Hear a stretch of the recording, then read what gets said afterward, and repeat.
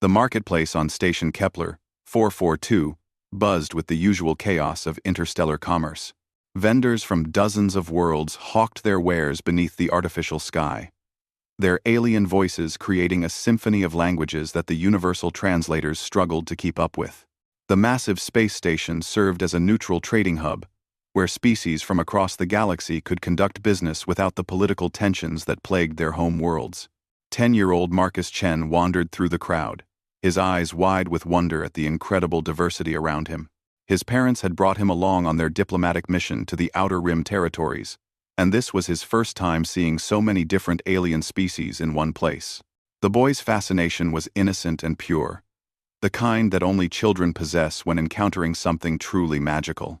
Marcus paused at a stall run by a crystalline being, its translucent body refracting light into beautiful rainbow patterns. The vendor was selling what appeared to be small, glowing orbs that changed colors as they moved. The boy reached into his pocket and pulled out a small wooden toy his grandfather had carved for him back on Earth. It was a simple spaceship, painted blue and silver, with tiny scratches from countless hours of play. "Trade?" Marcus asked hopefully, holding up his wooden ship to the crystalline vendor. The alien's musical laughter tinkled like wind chimes. "Little human, that primitive wood holds no value here. These are quantum resonance spheres, worth more than your entire planet's yearly output." Marcus's face fell, but he nodded politely and tucked his toy back into his pocket. He didn't understand the economics of galactic trade, but he recognized rejection when he heard it. Still, his spirit wasn't dampened. There were so many other wonders to see. As he continued through the marketplace, Marcus noticed a commotion near the central plaza. A crowd had gathered around something, their voices rising in what sounded like amusement. Curious, the boy squeezed between the legs of various aliens, working his way toward the front of the circle. What he saw made his blood run cold. In the center of the crowd, a massive Vorthak soldier held a small, furry creature by its tail. The alien was no bigger than a house cat, with large, frightened eyes and soft, blue-gray fur. It whimpered pitifully as the soldier dangled it above his head, clearly enjoying the creature's terror. The Vorthak were known throughout the galaxy as brutal mercenaries. Standing nearly 8 feet tall, with thick, armored hide and powerful clawed hands, they hired themselves out to the highest bidder for any job too dirty for civilized species to handle. This particular soldier wore the insignia of the Hegemony Defense Corps, marking him as part of the galaxy's most feared military unit. "Look at this pathetic Flixarian," the Vorthak boomed, his voice carrying easily over the crowd. "Claims to be a diplomat, but squeals like a youngling when handled properly." The crowd laughed, a mixture of nervous chuckles and genuine amusement. Marcus realized with growing horror that this wasn't just random cruelty. This was entertainment. The sophisticated aliens around him, beings from advanced civilizations with technology beyond Earth's imagination, were watching the torture of a sentient being and finding it funny. The small Flixarian tried to speak, its universal translator struggling with its distressed whimpers. "Please, I have done nothing. I am here under diplomatic immunity." "Diplomatic immunity?" The Vorthak soldier's laugh was like grinding metal. "You furry little vermin are good for nothing but target practice and stress relief. Your immunity means nothing here." Marcus felt his heart pounding in his chest. He looked around desperately for his parents, but they were nowhere to be seen. The security forces that normally patrolled the station were conspicuously absent. It seemed that everyone had decided this particular entertainment wasn't worth interrupting. The boy's mind raced. He knew he should walk away, find his parents, let the adults handle this situation. But the Flixarian's terrified eyes met his across the circle, and Marcus saw something there that cut straight through every rational thought. A plea for help that transcended species barriers. Without fully thinking through what he was doing, Marcus pushed through the inner ring of spectators and stepped into the circle. "Hey," he called out, his young voice cracking slightly. "Put him down." The crowd fell silent. The Vorthak soldier slowly turned his massive head toward the boy, his yellow eyes narrowing with surprise, and then amusement. Here was a human child, a species barely out of its planetary cradle, with no significant military or economic power, daring to challenge one of the galaxy's most feared warriors. The laughter that erupted from the crowd was even louder than before. Dozens of different species united in their mirth at the absurd sight of a small human boy standing up to a Vorthak soldier. Some pointed with whatever appendages they used for the gesture. Others made sounds that their translators interpreted as mockery. "Oh, this is rich," wheezed a slug-like gastropoid. "Someone should record this," chittered an insectoid Mantari, its compound eyes glittering with amusement. "The entertainment value alone would make us rich." The Vorthak soldier seemed equally amused. He set the Flixarian down but kept one massive foot on the creature's tail, pinning it to the ground. Then he turned his full attention to Marcus, towering over the boy like a living mountain of muscle and armor. "Little human," the soldier rumbled. "Do you have any idea who you're addressing? I am Keth Var, the Destroyer, veteran of 47 campaigns, slayer of thousands. I have crushed rebellions and broken fleets. And you are nothing but a soft, weak child from a primitive world that barely knows how to leave its own solar system." Marcus swallowed hard, but he didn't back down. "I know you're hurting someone who can't fight back. That makes you a bully, no matter how big you are." The crowd's laughter grew even louder. The concept of a human child lecturing a Vorthak warrior about morality was apparently the height of comedy to these sophisticated galactic citizens. Kethvar's expression darkened. The amusement in his eyes was replaced by something much more dangerous. "You dare lecture me about strength and weakness? Human whelp? Your entire species is a cosmic joke. You have no natural weapons, no armor, no significant size or strength. You're so fragile that your own planet's environment tries to kill you daily. Your technology is centuries behind the rest of the galaxy, and your military couldn't defeat a single Vorthak battalion even if you threw your entire population at us." "Maybe," Marcus said quietly, "but at least we don't hurt people for fun." The words hung in the air like a challenge. The crowd's laughter began to fade as they sensed the shift in the Vorthak's mood. What had been amusing was quickly becoming dangerous. Kethvar took a step toward Marcus, his massive form casting a shadow over the boy. "You think your pathetic human morality makes you superior to me? Let me show you what happens to small, weak creatures who don't know their place." The soldier's hand moved faster than the human eye could follow. What appeared to be a casual backhand struck Marcus across the face with enough force to lift the 10-year-old off his feet and send him flying across the circle. The boy hit the ground hard, rolling several times before coming to rest in a crumpled heap. The crowd gasped, then fell into an uncomfortable silence. Striking a child, even a human child, crossed certain lines that most civilized species tried to maintain. But the Vorthak were not known for their restraint, and technically, the boy had provoked the confrontation. For a moment, Marcus didn't move. Blood trickled from his nose and split lip, and his left cheek was already beginning to swell. The rational part of his mind screamed at him to stay down, to apologize, to crawl away and find his parents. Every survival instinct told him that continuing this confrontation would only lead to more pain, possibly even death. But as he lay there, Marcus heard the Flixarian's renewed whimpering. The small diplomat was still pinned under Kethvar's foot, and now the crowd's attention was divided between the fallen human child and their original entertainment. The boy realized that his intervention had only made things worse for the creature he'd tried to help.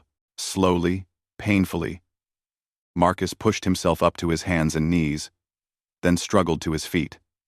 His legs were shaky, and his vision swam for a moment, but he remained standing. He wiped the blood from his mouth with the back of his hand and looked directly at Kethvar. "Is that all you've got?" he asked, his young voice steady despite the pain. The crowd's collective intake of breath was audible. Even other humans would have considered the boy's words suicidal. Challenging a Vorthak warrior once might be seen as childish bravery or ignorance. Doing it twice, after being physically demonstrated the consequences, was something else entirely. Kethvar's eyes widened with genuine surprise. In all his years of combat, he had never encountered an opponent who would continue to provoke him after being so clearly outmatched. Warriors from dozens of species had faced him in battle, and while many had fought bravely, none had shown this kind of, what was the human word? Defiance, in the face of certain defeat. You're either the bravest creature I've ever met, the Vorthak said slowly, or the most foolish. Marcus spat blood onto the ground and took a wobbly step forward. The marketplace had become a theater, and every being present was watching the impossible drama unfold. The small human boy, barely reaching the Vorthak's waist, stood facing down one of the galaxy's most feared warriors. It should have been over in seconds. But something about the scene felt different now. The laughter had died completely, replaced by a tension that seemed to crackle in the recycled air. Kethvar studied the boy with new interest. He had expected the human to either flee or cower after the first blow. Instead, Marcus had not only stood back up, but had actually moved closer. The soldier found himself genuinely curious about what drove this small creature to such apparent madness. "Tell me, little human," Kethvar said, his voice carrying a note of respect that surprised even him. "What do you hope to accomplish here? You cannot defeat me. You cannot save your furry friend. All you can do is ensure that you share his fate." Marcus glanced down at the Flixarian, who was staring up at him with those large, frightened eyes. The creature's translator managed to convey a single word: run. But Marcus didn't run. Instead, he reached into his pocket and pulled out his wooden toy spaceship. He held it up so everyone in the crowd could see it. "You want to know what makes humans different?" Marcus said, his voice carrying farther than it should have been able to. "It's not that we're the strongest, or the smartest, or the most advanced. It's that when we see something wrong, we don't look away. We don't make excuses. We don't laugh along with the bullies." He squeezed the wooden toy tightly in his small fist. "My grandfather carved this for me. He was a soldier too, back on Earth. He fought in wars where humans killed other humans over stupid things like skin color and borders. But you know what he told me? He said the only thing that made those wars worth fighting was protecting the people who couldn't protect themselves." Marcus took another step forward, closing the distance between himself and the towering Vorthak. He said that strength isn't about how much damage you can do. It's about how much damage you can take while still standing up for what's right. Kethvar found himself speechless. In his warrior culture, strength was indeed measured by one's ability to destroy enemies and dominate the weak. The concept of strength through endurance, through moral conviction rather than physical power, was completely foreign to him. The boy was close enough now that Kethvar could have grabbed him with minimal effort. Instead, the Vorthak warrior found himself frozen, listening to words that challenged everything he had ever believed about power and purpose. "So go ahead," Marcus said quietly, looking up at the alien soldier with eyes that held no fear, only determination. "Hit me again. Keep hitting me. I'll keep getting back up until you get tired or until you realize that hurting people doesn't make you strong. It makes you weak." For the first time in his 47 campaigns, Kethvar the Destroyer hesitated, not from fear or uncertainty about his ability to crush this small opponent, but from something far more unsettling: doubt about whether he should. The boy stood there, bleeding and swaying slightly on his feet, but unbroken. And in that moment, watching a 10-year-old human child refuse to back down in the face of overwhelming force, Kethvar began to understand that there might be forms of strength that his warrior culture had never recognized. The crowd watched in absolute silence, no longer sure whether they were witnessing a tragedy or something else entirely. What had begun as casual entertainment had transformed into something that would be discussed in the markets and meeting halls of Station Kepler 442 for years to come. And at the center of it all stood a small human boy with a wooden toy spaceship, proving that sometimes the greatest battles are fought not with weapons or technology, but with the simple refusal to let injustice go unchallenged. The silence stretched across Station Kepler. 442's central marketplace, like a physical thing, pressing down on the hundreds of beings who had gathered to witness what should have been a simple display of Vorthak dominance. Instead, they found themselves watching something that defied their understanding of how the galaxy worked. Kethvar the Destroyer stood motionless, his massive form casting a shadow over the small human boy who had just challenged everything the warrior believed about strength and power. The Vorthak's yellow eyes searched Marcus's face, looking for some sign of deception, some hint that this display of defiance was an act meant to manipulate him. He found nothing but honest determination. Behind Kethvar, the small Flixarian diplomat remained pinned under the soldier's foot, but something had changed in the creature's expression. Where before there had been only terror, now there was something approaching hope. The universal translator caught fragments of whispered prayers in the Flixarian language, asking their ancestors to protect the brave human child. In the crowd, reactions varied wildly among the different species. The crystalline beings began to resonate at frequencies that indicated deep contemplation. Their translucent bodies, shifting through colors that spoke of uncertainty and reassessment. The insectoid Mantari clicked their mandibles nervously, their compound eyes reflecting fractured images of the scene as they processed what they were witnessing. Dr. Zex Tai, a prominent hegemony scientist who had been enjoying the entertainment, found herself studying the human boy with professional interest. The Vorthak were known throughout the galaxy for their psychological warfare tactics as much as their physical prowess. They broke their enemy's will long before engaging in actual combat. Yet here was a creature from one of the galaxy's newest species, showing a form of mental resilience that her studies had suggested was impossible. Fascinating, she murmured to her research assistant, a multi-tentacled being from the Oceanic Collective. The human child's stress hormones should be flooding his system. By all biological indicators, his fight or flight response should have triggered retreat long ago. Her assistant's tentacles writhed with confusion. Perhaps the species has some form of natural combat enhancement? Adrenaline? Beyond normal parameters? Dr. Zextai's eyes narrowed as she focused her bioscanner on the boy. No. His physiology is exactly as we've documented. Fragile, slow healing, limited physical capabilities. What we're seeing isn't biological. It's something else entirely. Meanwhile, near the edge of the crowd, a group of young beings from various species had pushed their way forward to get a better view. Among them was Veltar, a teenage Vorthak whose father served in the same unit as Kethvar. The young warrior had been raised on stories of Vorthak superiority, taught that their species' dominance came from their willingness to do what others could not. But watching the human child stand up to one of his people's greatest warriors, Veltar felt something shift in his understanding of courage. The boy possessed none of the advantages that Vorthak society valued. No size, no natural weapons, no armor. Yet he displayed a form of bravery that the young warrior had never seen before. "Why doesn't he run?" whispered Zira, a young crystalline whose family had fled their homeworld during the Vorthak expansion.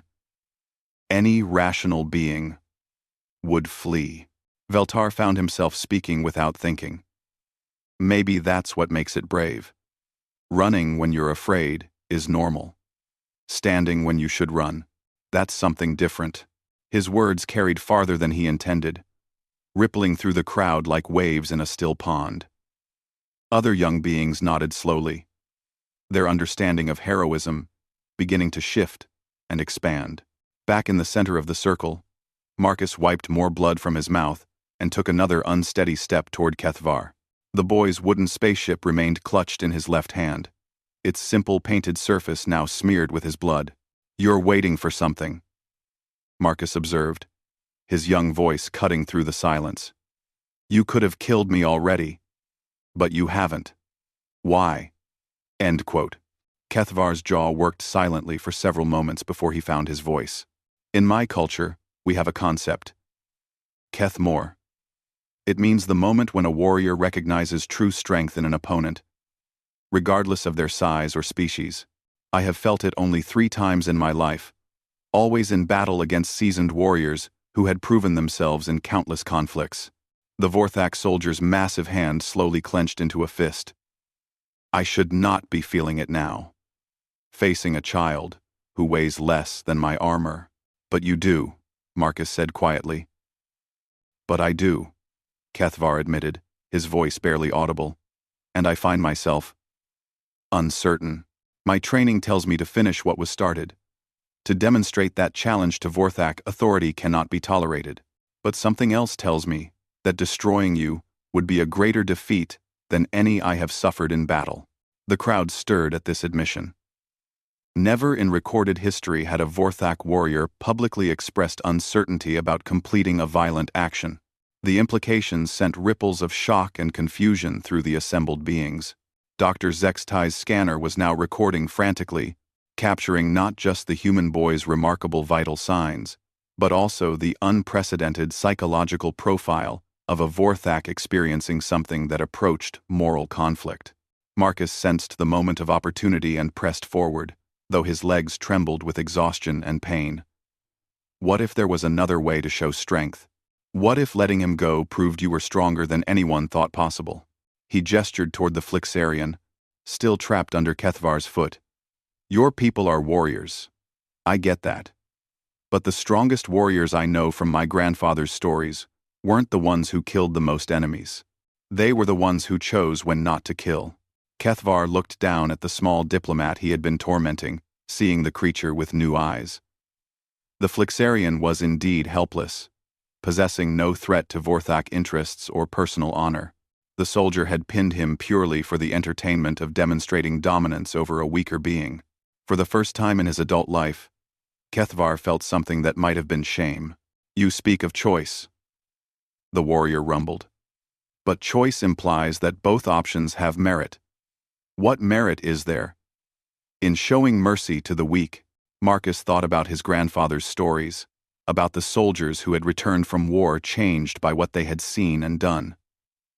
Maybe the merit isn't in what it does for them.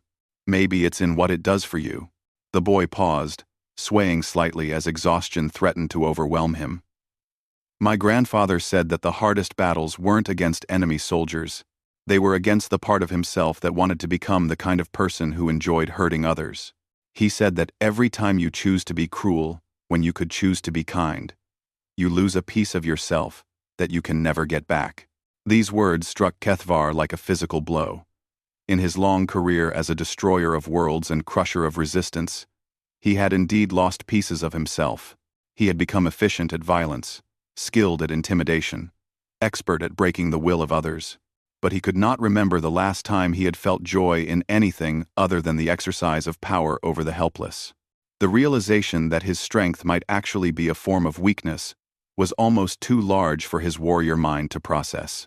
Around the circle, other beings were having their own moments of uncomfortable recognition. The slug-like gastropoid remembered the satisfaction he had felt watching the Flixarian's distress. The Mantari recalled how eagerly she had suggested recording the torment for profit. Even the usually peaceful crystalline beings acknowledged that their inaction in the face of obvious injustice was its own form of violence. But it was the young beings in the crowd who seemed to understand most clearly what they were witnessing.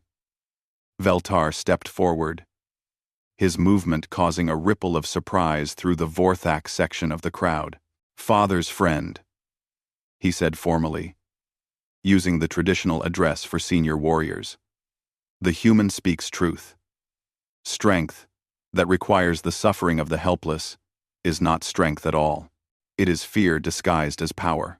Kethvar's head snapped toward the young Vorthak, his eyes blazing with anger at what could be interpreted as public criticism. But as he stared at Veltar, he saw something that stopped his response cold. The young warrior was not showing disrespect. He was showing the same quality that the human child had displayed. The courage to speak truth, even when it carried personal risk. You would lecture your elders, youngling? Kethvar asked, but his voice carried curiosity rather than threat. I would learn from wisdom wherever I find it, Veltar replied steadily. Even if that wisdom comes from a species we have dismissed as inferior. More young beings stepped forward then, creating their own circle within the larger crowd. Zira's crystalline form chimed with harmonics that spoke of resolution and new understanding. A young oceanic collective member's tentacles waved in patterns that indicated philosophical breakthrough. Dr. Zextai's assistant leaned closer to her. "Doctor, what are we witnessing here? Is this some form of mass psychological contagion?" The scientist shook her head slowly, her eyes never leaving the scene. "No. I think we're watching the beginning of something much more significant. The human child has introduced a variable that our models never accounted for." "Which variable?" "The idea that moral courage might be a form of evolutionary advantage. We've always assumed that compassion was a luxury that successful species eventually discarded. But what if we were wrong?"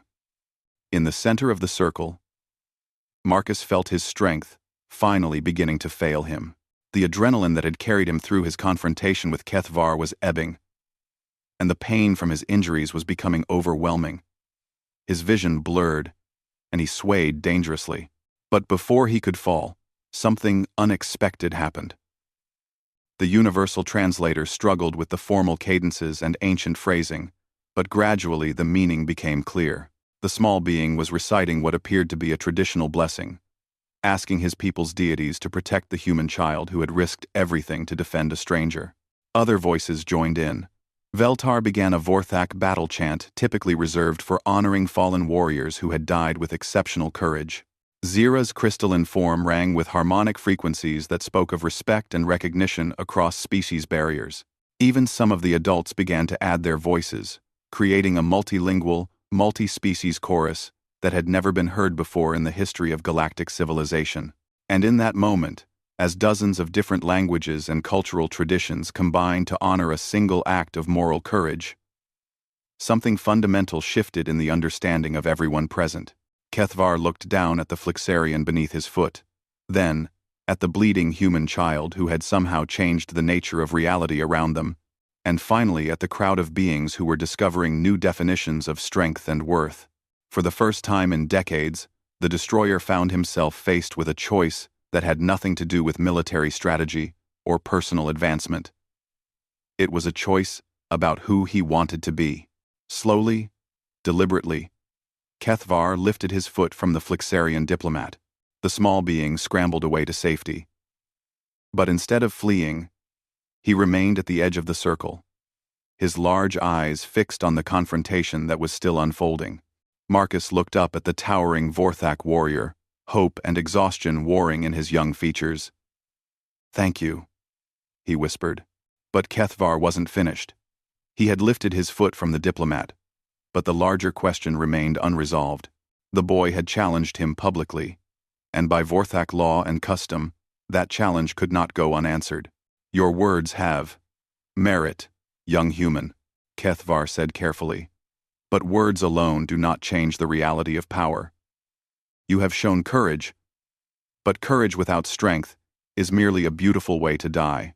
Marcus nodded slowly, understanding that this moment was not yet over. "Then, teach me about strength. Show me what real power looks like." The warrior studied the boy for a long moment, then made a decision that would echo through galactic history. "Very well," Kethvar said. "I will show you strength." And with that, the most feared destroyer in the Hegemony Defense Corps knelt down on one knee, bringing his massive form closer to the level of the 10-year-old human boy. The crowd gasped collectively. In Vorthak culture, kneeling before another being was a gesture reserved for the most solemn occasions: surrender, oath-taking, or the recognition of a superior. For a senior warrior to kneel before a child of any species was unprecedented. "Your strength, young human, is not in your body," Kethvar said formally. "It is in your spirit, and I find that my own strength has been incomplete without such spirit to guide it." Marcus stared up at the kneeling warrior, hardly able to process what was happening.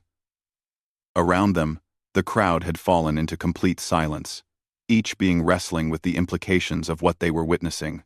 The boy reached out with trembling hands and placed his small palms on either side of Kethvar's massive face. Does this mean you won't hurt people just for fun anymore? Kethvar's yellow eyes closed for a moment. When they opened again, they held something that might have been peace. It means, little warrior, that you have taught an old destroyer a new way to be strong. 6 months after the incident at Station Kepler 442, the aftershocks were still rippling through galactic society in ways that no one could have predicted. What had begun as a simple confrontation between a Vorthak soldier and a human child had evolved into something that scholars would study for generations. Ambassador Sarah Chen sat in her office aboard the human diplomatic vessel Endeavour, reviewing reports that would have been unthinkable just a year ago. Her son Marcus was in the ship's school section, working on his xenobiology homework under the watchful eye of their Flixarian tutor, the same diplomat who had been rescued that day in the marketplace. The reports told an extraordinary story of transformation across multiple worlds and species. From Vorthak Prime came news that shocked the galactic intelligence community. Kethvar, the destroyer, had requested reassignment from the Hegemony Defense Corps to the newly created Vorthak Peace Corps, an organization that didn't exist until he proposed its formation to the Warrior Council. His request had sparked the first philosophical debate in Vorthak society in over 3 centuries about the nature of true strength. The debate had not been peaceful. Traditional warriors viewed Kethvar's transformation as a betrayal of everything their species represented. Challenges to single combat had been issued and accepted, but something unprecedented had happened in those ritual battles. Kethvar won them all, just as he always had. But instead of delivering killing blows to his defeated opponents, he had offered them the same choice the human boy had offered him. Some of his challengers had walked away in disgust. Others had found themselves questioning their own understanding of what it meant to be a warrior. The split in Vorthak society was growing wider each day, with the younger generation increasingly drawn to what they called the human path, a philosophy that valued moral courage alongside physical prowess. Veltar, the young Vorthak who had spoken up in the marketplace, had become the unofficial leader of this movement. His speeches about strength through compassion were spreading across the Vorthak communications networks, despite efforts by traditionalist authorities to suppress them. But the changes weren't limited to Vorthak society. On the crystalline homeworld, the Resonance Council had established the first interspecies philosophy exchange program in their recorded history. Young crystalline beings were requesting to study with humans, fascinated by what they called the courage frequency, their term for the unique harmonics that moral bravery seemed to generate. Dr. Zextai's research into human psychology had evolved from academic curiosity to urgent necessity as other species began demanding to understand how such a physically unremarkable race could produce individuals capable of such extraordinary mental resilience. Her preliminary findings were causing upheaval throughout the scientific community. Humans, it seemed, possessed a neurological quirk that allowed them to override survival instincts when confronted with moral imperatives. The mechanism that should have made them flee from danger instead could drive them toward it if they perceived injustice. It's not that they don't feel fear, she explained to the Galactic Research Council during her landmark presentation. They feel it just as acutely as any other species, but they have this remarkable ability to act in spite of that fear when they believe action is necessary for the protection of others. The implications were staggering.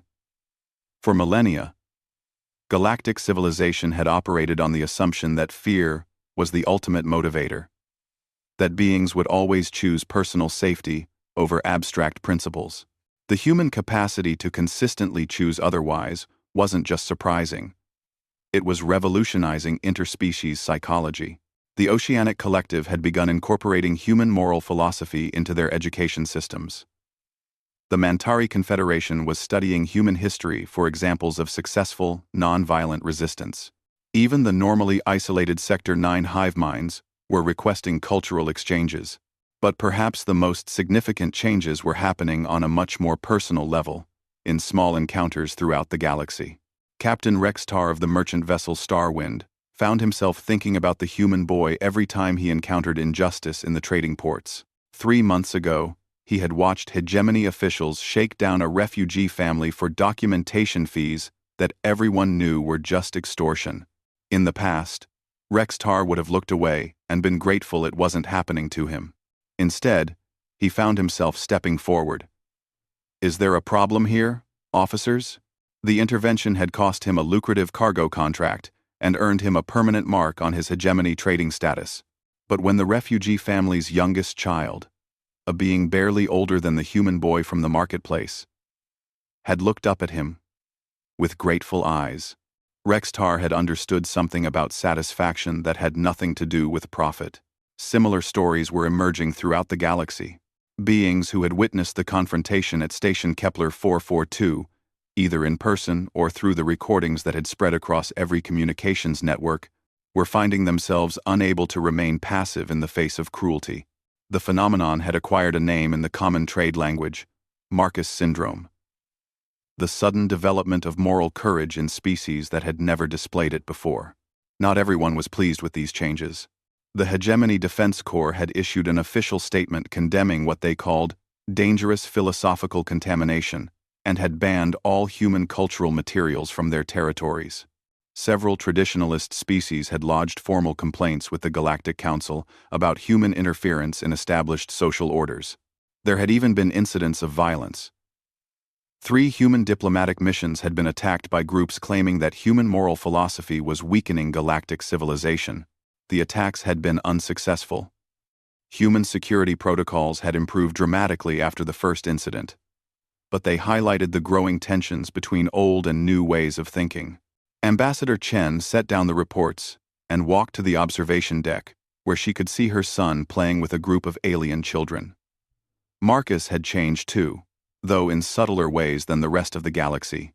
The physical injuries from his confrontation with Kethvar had healed completely within a few weeks. The psychological impact was more complex. Marcus had nightmares for months afterward, reliving the moment when the Vorthak warrior's hand struck him. But alongside the trauma was something else. A quiet confidence that came from knowing he had stood up for what was right and made a difference. More importantly, Marcus seemed to understand the weight of what his actions had triggered. He received messages from young beings across the galaxy who had been inspired by his story. Their parents often wrote as well, thanking him for showing their children that moral courage was possible. The boy took these responsibilities seriously. He had started a correspondence program with Veltar and other young aliens who were working to change their own societies. His letters, dictated to the ship's computer and translated into dozens of languages, had become informal instruction manuals for peaceful resistance and moral action. "I don't think I'm anything special," Marcus had said in one widely distributed message. "I just saw someone who needed help, and I helped. Everyone can do that. You don't need to be big or strong or have special powers. You just need to care about what happens to other people." But perhaps the most remarkable correspondence was the one between Marcus and Kethvar himself. The former destroyer had been true to his word. His new organization, the Vorthak Peace Corps, was providing disaster relief and protection services to species that had previously been too weak or poor to interest the traditional military contractors. Kethvar's personal unit, composed entirely of warriors who had chosen to follow the human path, had become legendary throughout the Outer Rim territories for their effectiveness and restraint. The warriors' letters to Marcus were formal and carefully composed, written in the style of military reports, but dealing with subjects that no Vorthak had ever formally discussed before. "Young teacher," his most recent message had begun, using the title he had adopted for Marcus. "I write to report on our latest mission." The mining colony on Xeris 7 was being pressured by raiders who demanded tribute for protection. In the past, I would have eliminated the raiders and claimed the colony's gratitude and payment. Instead, we negotiated with both sides. The raiders were former miners who had been displaced by automation. We arranged for them to be retrained and employed by the colony's expansion project. No violence was necessary. No one died. The colony is more secure now than it would have been if we had simply killed their attackers. The letter went on to describe the strange satisfaction Kethvar felt in solving problems without violence, and his growing understanding of why the human boy had been willing to face death rather than allow injustice to continue. "I am beginning to comprehend," the warrior had written, "that true strength may not be the power to destroy, but the wisdom to build. The humans may be physically weak by galactic standards, but their capacity to envision better possibilities and work toward them may be their greatest weapon. Ambassador Chen found Marcus in the ship's common area, working on an art project with Zira, the young crystalline whose family had requested assignment to the human diplomatic mission. The two children were creating what appeared to be a sculpture that combined human wood-carving techniques with crystalline light refraction artistry. "What are you making?" Sarah asked. Marcus looked up, his face bright with excitement. "It's a memorial for all the people who choose to help instead of hurt. Zira taught me how to carve patterns that make light dance, and I taught her how wood can hold memories." The sculpture was beautiful in its simplicity. A wooden base carved with intricate patterns that caught and redirected the light from Zira's crystalline additions, creating rainbows that seemed to dance with life and hope. "We're going to give it to the station where everything started," Zira chimed, her translator converting her musical language into understandable words. "So people remember that change is possible. So people remember that change is possible." Sarah smiled, thinking about how far they had all come from that day in the marketplace. "That's a beautiful idea. I think a lot of people will appreciate that reminder." As if summoned by their conversation, the ship's communication officer appeared on the observation deck. "Ambassador Chen, we're receiving a priority message from Galactic Council headquarters. They're requesting a formal audience with Marcus." Sarah raised an eyebrow. "The council wants to meet with a 10-year-old? Actually, ma'am, they want to offer him something. I think you should see this yourself." In the communications center, the three-dimensional hologram of Council Speaker Vex nor materialized before them.